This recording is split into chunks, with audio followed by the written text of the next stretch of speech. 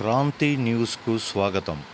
నల్లమడ రైతు సంఘం ఆధ్వర్యంలో సోమవారం రైతులు కలెక్టర్ను కలిసి వినతి పత్రం సమర్పించారు.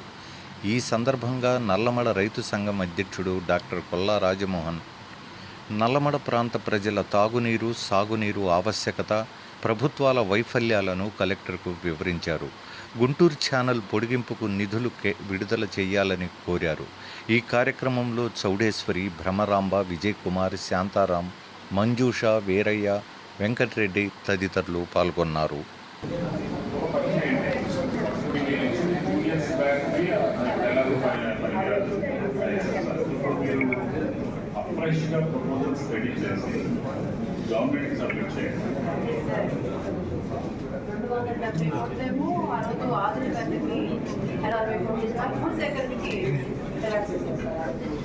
ఈ తర్వాత కాలంలో అది పల్లె పోరాటం లాగా జరిగిపోతాం.